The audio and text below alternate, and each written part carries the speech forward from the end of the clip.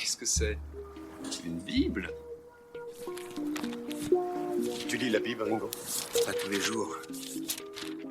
Au large biblique. Le podcast qui explore la Bible. Bienvenue à toutes et à tous, vous écoutez Au large biblique, le podcast qui explore la Bible. Je me prénomme François, je suis prêtre et bibliste, et avec ce podcast, je vous propose de mieux comprendre les textes bibliques à travers le contexte et l'histoire de leur rédaction, les enjeux soulevés par les intrigues de ces récits et surtout leur actualité pertinente.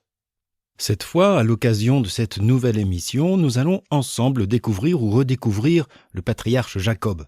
D'ailleurs, si vous suivez ce podcast depuis plus d'un an, vous savez que chaque début d'année civile, nous ouvrons le livre de la Genèse. L'an dernier, après Abraham, nous avions exploré les récits bibliques concernant Rebecca et Isaac. Et il était déjà question de leurs deux enfants jumeaux, Ésaü et Jacob. Mais à partir du chapitre 28 du livre de la Genèse, le rédacteur va se focaliser sur ce dernier que nous allons découvrir dans bien des péripéties. Et cela durant 10 épisodes au rythme hebdomadaire. Comme vous l'entendrez, il ne sera pas seulement question de Jacob, car son histoire est aussi celle de ses épouses Rachel et Léa, deux sœurs en conflit ou du moins en concurrence. La trame narrative du cycle de Jacob est d'ailleurs caractérisée par de multiples conflits. Outre celle de ses épouses, on rappellera la haine initiale de son frère Ésaü envers notre patriarche ou encore les diverses turpitudes que lui vaut son beau-père Laban, sans oublier cette étrange lutte contre Dieu lui-même.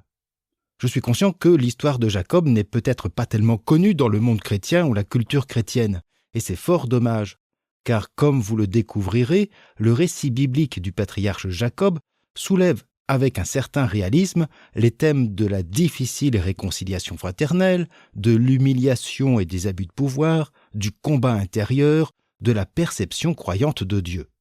C'est ce que vous pourrez découvrir avec les prochains épisodes. Mais pour ce tout premier, je vous propose de revenir sur la place de Jacob dans la Bible et dans le livre de la Genèse, mais aussi sur la genèse particulière de ce patriarche, de l'histoire à la saga.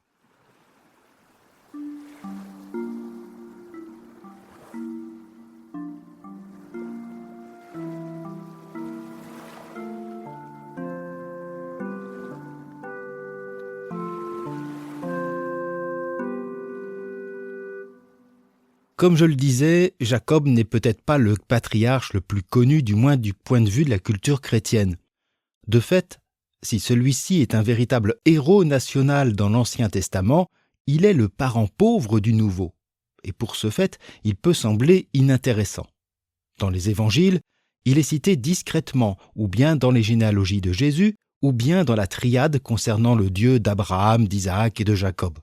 Il est vrai que les évangélistes ou Paul de Tarse font appel à Moïse, en raison de la loi ou de la Pâque, à Abraham pour sa figure de croyant fidèle et universel, ou encore à David, comme la figure messianique et royale attendue. Mais rarement les discours de Jésus ou les lettres de Paul font mémoire des actes du patriarche Jacob, sauf dans l'évangile de Jean, lors de la rencontre entre Jésus et la Samaritaine, située à Sichar, au puits de Jacob. Elle-même dira à Jésus: « Seigneur, tu n'as pas même un seau et le puits est profond. D'où la tiens-tu donc cette eau vive? Serais-tu plus grand, toi, que notre père Jacob qui nous a donné le puits et qui, lui-même, y a bu ainsi que ses fils et ses bêtes ?» Cette Samaritaine, comme d'une certaine manière l'évangéliste, considère donc Jacob comme une référence à laquelle est mesuré Jésus. Cependant, elle ne rapporte pas un événement particulier. Bref, la figure de ce petit-fils d'Abraham est très peu évoquée dans le Nouveau Testament. Cependant, il en va autrement dans le Premier ou Ancien Testament. Jacob, c'est aussi Israël, et ses 12 fils seront, d'une certaine manière, à l'origine des 12 tribus. C'est du moins ce que raconte la Torah, notamment le livre de la Genèse et de l'Exode. Jacob Israël est présenté, d'une certaine manière, comme le père, le patriarche de la nation ou du royaume unifié. Mais ces fils d'Israël ne deviendront narrativement le peuple de Dieu qu'avec l'avènement de Moïse. On verra bientôt dans cet épisode que ce patriarche Jacob va évoluer au fur et à mesure de l'histoire d'Israël jusqu'à la composition du livre de la Genèse. Il demeure une figure éminemment nationale. Mais c'est peut-être pour cette raison que Paul ou les évangélistes ont préféré mettre en avant un personnage tel Abraham, plus à même d'exprimer l'universalité du message chrétien. Mais Jacob représente-t-il seulement Israël, ou n'est-il pas lui aussi, comme Abraham, une figure du croyant appelé à évoluer au sein de diverses épreuves, à renoncer à certaines représentations de Dieu également? À ce sujet, on peut rappeler brièvement son histoire au sein de ce livre de la Genèse.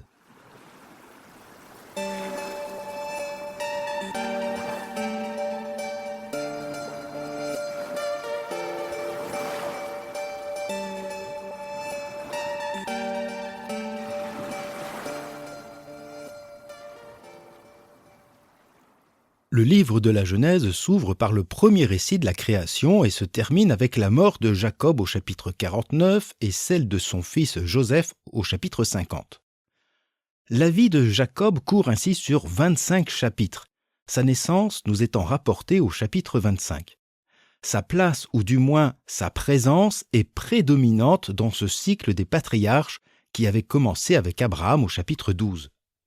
Pour mémoire, le livre de la Genèse comporte 2 grandes parties. La première concerne les récits de création ou de recréation, depuis Genèse 1 jusqu'à Babel. La seconde partie rapporte cette saga familiale allant d'Abraham à Joseph.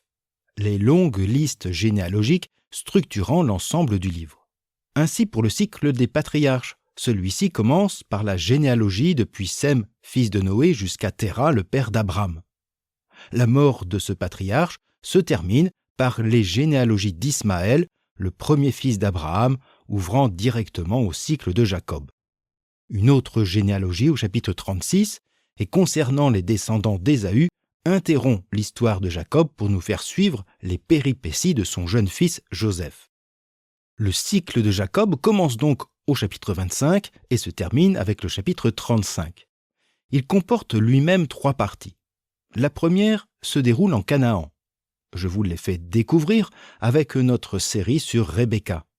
Nous y avons découvert l'histoire de ses 2 frères jumeaux, Jacob tentant de ravir à son frère Ésaü le droit d'aînesse et la bénédiction paternelle grâce au stratagème de sa mère. Mais ces succès de Jacob se terminent par un échec dramatique. Il doit fuir la colère meurtrière de son frère pour se réfugier chez son oncle Laban, abandonnant les prétentions sur le clan d'Isaac et d'Abraham. C'est là, au chapitre 28, que commence la seconde partie de l'histoire de Jacob, l'émigré, le réfugié. Cette fois, le garçon rusé qu'il était va être victime des manigances de son oncle et futur beau-père. C'est un peu l'histoire de l'arroseur arrosé, notamment pour son mariage avec celle qu'il aime, Rachel. Tout se déroulera ainsi en Aram. La coupe étant pleine, Jacob décide de quitter Laban, non sans mal, pour retrouver sa terre, quitte à se confronter à la haine de son frère Ésaü. C'est là, au chapitre 30, que commence la 3e partie qui, je divulgâche, vient résoudre le conflit fraternel. Là encore, non sans crainte ni sans mal. L'histoire que nous allons suivre est donc celle de Jacob depuis son exil en Aram jusqu'à son retour en Canaan. Dans cette histoire, il y aura aussi celle de ses 2 épouses, Léa et Rachel. Derrière ce portrait de l'exilé décidant de revenir en sa terre natale, on peut aussi deviner l'évocation de ces Judéens déportés à Babylone et revenant en terre d'Israël. Car l'histoire de Jacob est aussi pour une part celle complexe du peuple qui porte son nom.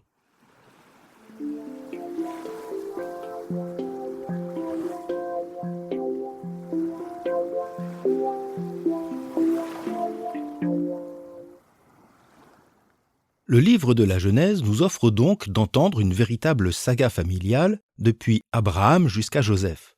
Nous passons ainsi de père en fils, Abraham, Isaac, Jacob et Joseph. Abraham et Jacob étant les 2 figures phares de cette histoire patriarcale.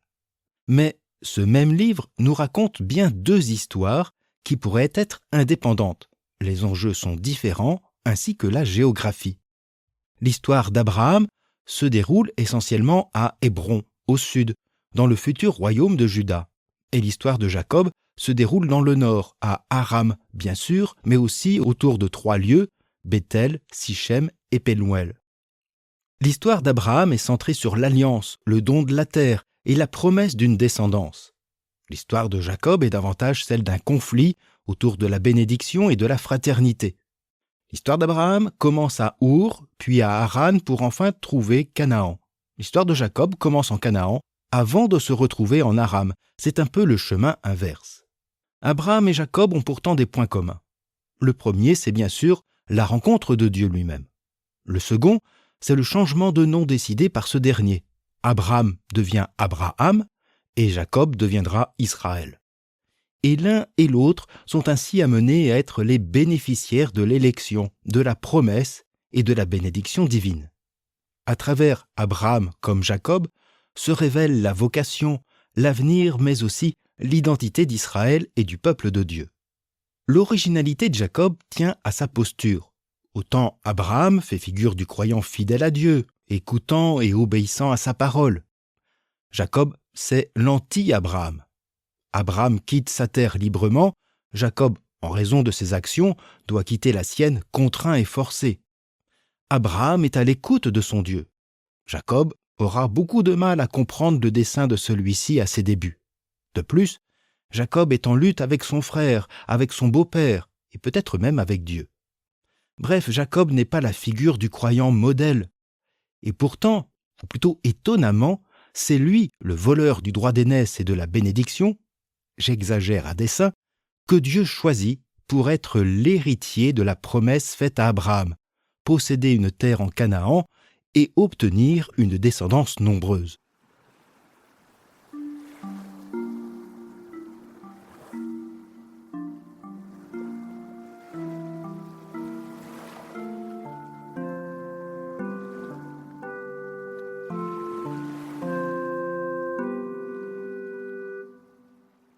Comme je l'ai évoqué, sur le podium des personnages les plus cités dans le Nouveau Testament, Moïse prend la première place, suivi d'Abraham et de David. Jacob est relégué très très loin à la 4e place. Il n'est cité que 27 fois et de manière très allusive. Il en est autrement dans l'Ancien ou Premier Testament, même si David et Moïse sont 3 et 4 fois plus cités. Mais à bien y regarder, son influence devient première chez les prophètes, lesquels ne citent que rarement Abraham ou Moïse. Et il faut savoir que les écrits des prophètes font partie des plus anciens. Au temps des rois d'Israël et de Juda, il existait déjà des traditions sur Jacob. Nombreux textes prophétiques parlent du Dieu de Jacob ou de la maison de Jacob pour désigner notamment le royaume du Nord, Israël-Samarie. Israël, on le rappelle, est déjà associé au nom de Jacob. À cette époque, il n'est pas encore constitué un récit familial unissant Abraham à Jacob dans un lien de filiation via Isaac.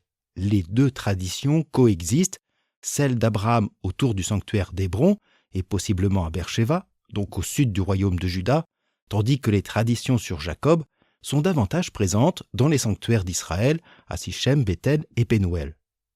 De même, il n'est pas question, chez ces prophètes, des 12 fils d'Israël. Ainsi, jusqu'à la fin du royaume de Samarie en 722, Jacob désigne un personnage fondateur ou important pour la nation d'Israël. Le livre du prophète Osée, qui vécut dans ce royaume au 8e siècle avant notre ère, offre un témoignage des plus intéressants. Même s'il faut tenir compte de possibles réécritures tardives, le prophète Osée connaît les traditions et les légendes à propos de Jacob. Dans le sein maternel, Jacob a supplanté son frère, et arrivé à l'âge mûr, il lutta avec Dieu. Il lutta avec un ange et l'emporta. Il pleura et le supplia. À Béthel, il le trouva, et c'est là que Dieu a parlé avec nous. Le Seigneur de l'univers, le Seigneur. C'est ainsi qu'il faut l'invoquer. Jacob s'enfuit aux plaines d'Aram, et pour Israël servit pour une femme. Et pour une femme, il se fit gardien de troupeaux. Mais par un prophète, le Seigneur a fait monter Israël hors d'Égypte, et par un prophète, Israël a été gardé. Osée connaît donc l'épisode du conflit entre Jacob, Israël et Ésaü, sa lutte avec Dieu, sa fuite en Aram et sa servitude pour obtenir une épouse. Ces épisodes connus du prophète ne correspondent probablement pas aux textes que nous connaissons et qui ont été rédigés 3 siècles plus tard. Mais c'est sur ces légendes que nos récits vont s'appuyer.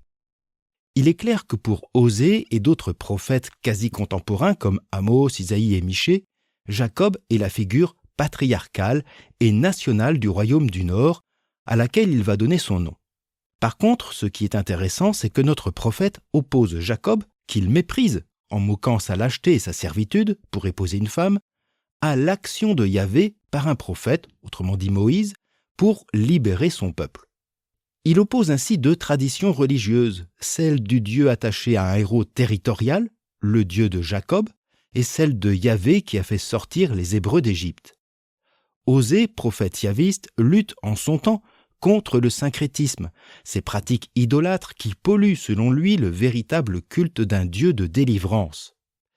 Il ne s'agit pas tant d'une guerre des dieux entre celui de Jacob et celui des Hébreux, mais pour Osée de privilégier la perception d'un Dieu de salut sur celui d'un Dieu ancestral.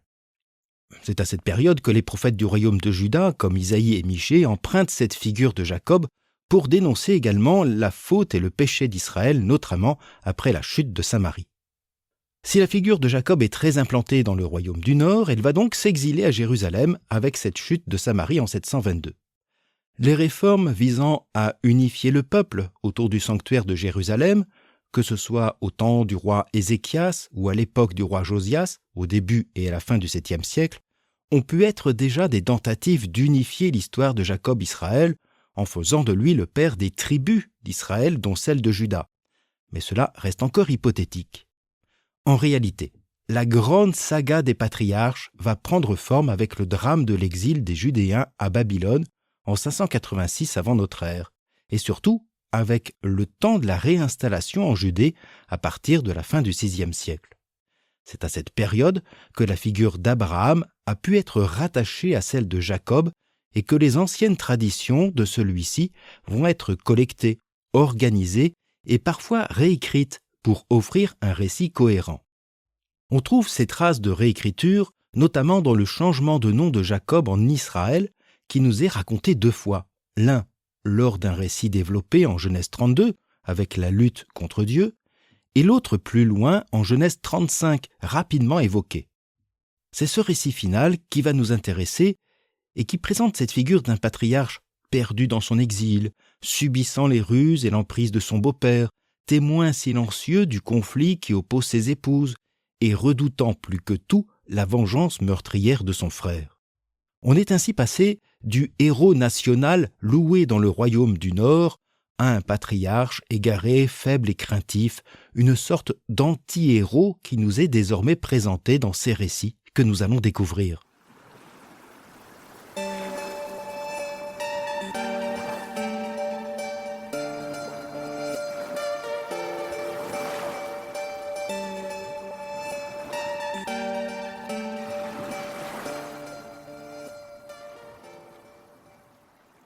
Ce qui est intéressant avec Jacob, c'est justement ce mouvement, cette progression d'un homme nommé Jacob et appelé à devenir Israël. Le récit nous fait suivre ce long cheminement de ce patriarche qui devra se remettre en question. Mais Jacob ne sera pas le seul personnage principal de cette histoire. Le rédacteur consacre un chapitre à la lutte qui va opposer ses épouses Rachel et Léa dans un étrange concours de procréation. De même, le récit laissera place également aux excès de ses enfants, que je ne ferai qu'évoquer puisqu'ils feront l'objet d'une série d'épisodes avec Joseph, ce fils de Jacob vendu par ses frères. Ainsi, la famille de Jacob, par ses épouses ou par ses enfants, est loin d'être parfaite, exemplaire, et encore moins fraternelle et unie. Le rédacteur appuie sur cet aspect. Si Jacob et sa famille ont une vie assez cabossée, voire désordonnée en ce qui concerne ses enfants, c'est pour mieux préparer le lecteur à la révélation de Dieu à Moïse et au don de la loi.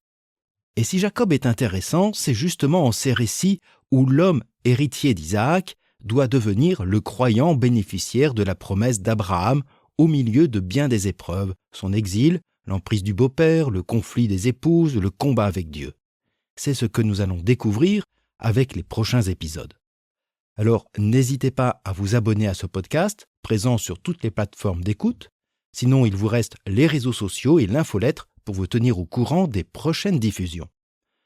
Je profite de ce premier épisode de ce mois de janvier pour vous souhaiter à toutes et à tous une bonne et heureuse année. Je remercie Jean, Marie-Stéphanie et Louis, Marie-Madeleine, Nathalie, Charles, Jean-Pierre, Dominique, Sonia et Claude pour leur soutien, ainsi que Nathalie, Vincent, Guillaume, Anne, Héloïse, Cathy et Michel. Vous pouvez vous aussi soutenir les projets de ce podcast. N'hésitez pas d'abord à le partager autour de vous pour faire découvrir Au Large Biblique à un plus grand nombre. Votre soutien est précieux et vous pouvez également contribuer au podcast en cliquant sur le lien disponible dans la description et sur le site. Sur ce dernier, vous trouverez également des cartes et la bibliographie qui m'a permis de construire cette émission. Je vous souhaite une bonne journée, une agréable soirée et je vous dis à bientôt sur Au Large Biblique.